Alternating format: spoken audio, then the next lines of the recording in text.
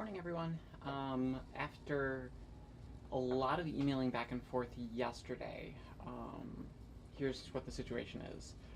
My principal investigator, Carla, is feeling a little under the weather. A lot under the weather, in fact. So we will today be decontaminating the lab. Nobody knows how to kill stuff like a microbiologist.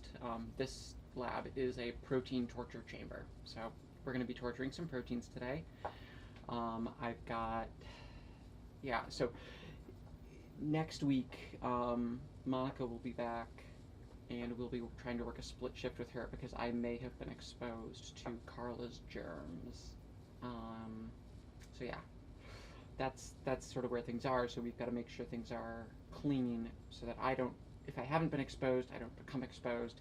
If Luda hasn't been exposed, she doesn't become exposed. When Monica gets back, she isn't exposed. So we'll be torturing proteins today. We'll be collecting a protein and torturing that. We'll be spinning down cultures.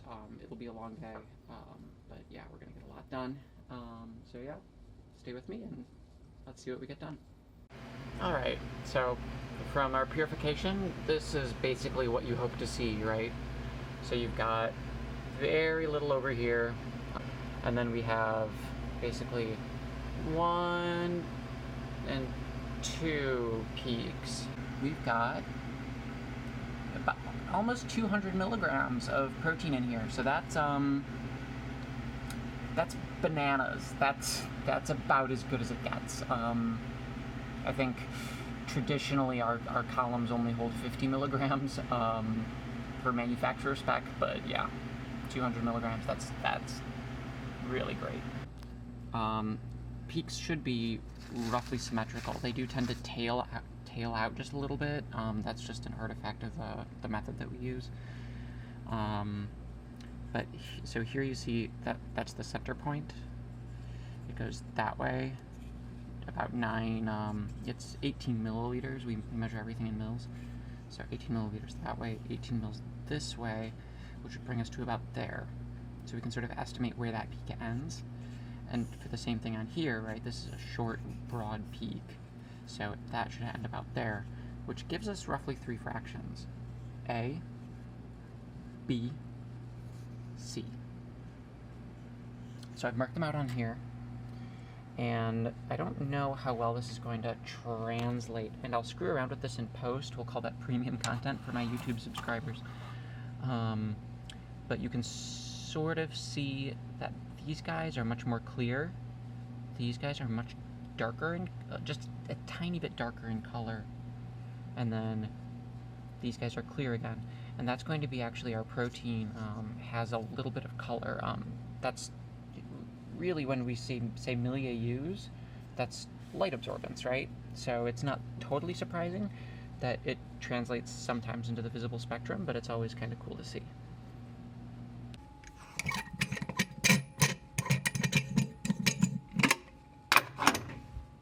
So my sharper-eyed viewers may have noticed I'm no longer wearing gloves when I handle bacteria. And the simple reason for that is that we're conserving so that the hospital won't run out. We're sort of, labs buy gloves really far in advance because we use a lot of them, but we don't technically need to. The only scary things that we work with are going to cause cancer in the very long term. And I'd rather Abby, who works across the street, not run out of gloves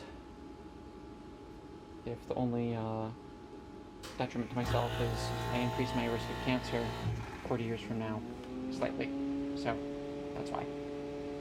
So yeah, if you or someone you know happens to have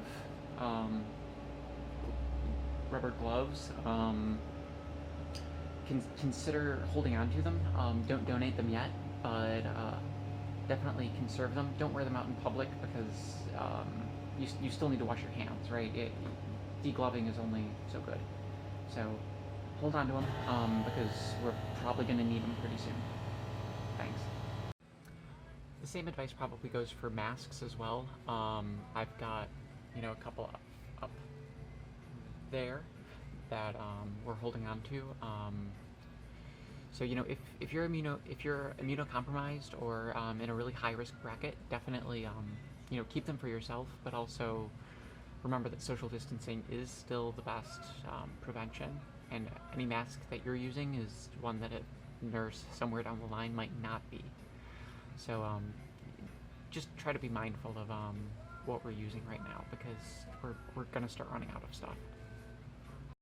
So, preachy moment aside, this is called a Nanodrop. It shoots a little bit of light through a little sample and checks the absorbance, and based on that we can estimate the concentration of our protein. Usually. It's a little bit finicky. Alright, well, I had to switch to Olga's Nanodrop, but hot damn. So, yeah. Call that around 100 milligs? 100 milligrams? Yep. I think we might just be done. Alright, so over here we've got the same principle, but a different format.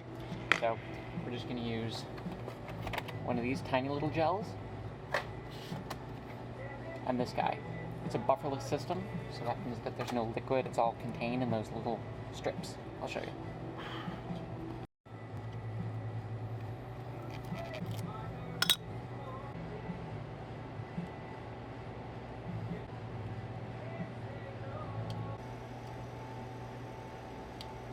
This guy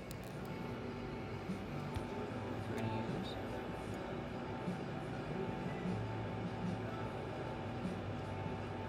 Pick up a little bit of sample.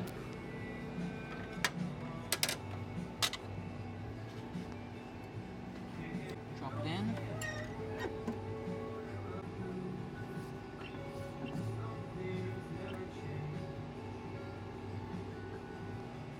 Let's go.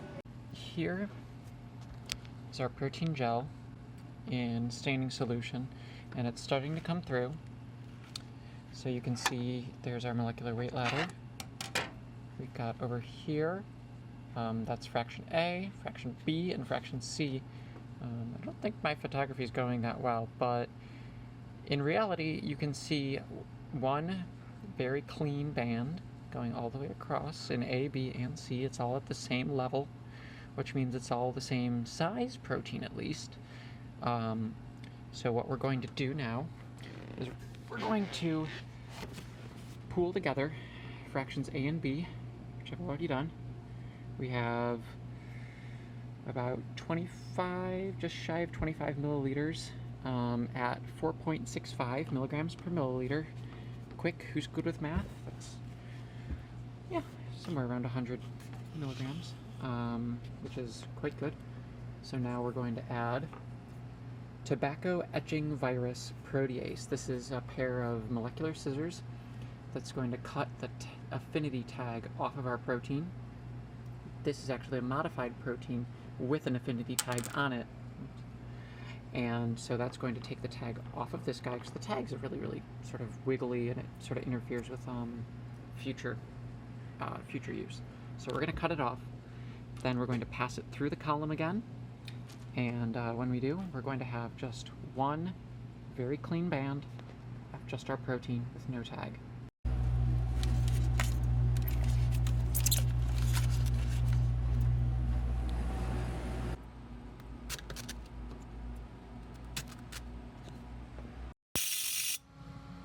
Soluble and insoluble,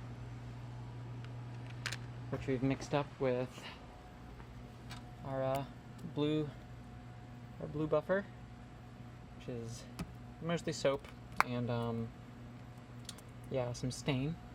That one's at 100°C. We'll let those boil for a while. Over here, we are ultra filtering our protein to concentrate it. These are super cool spin concentrators that are actually, the membrane in there actually filters proteins out by molecular weight. The holes are like super small. So this is going really slowly. Give that another while. Well, that's about it for today. I'm heading out. We'll come back tomorrow and find out if PLP expressed, find out if NSP 4 and 14 worked out.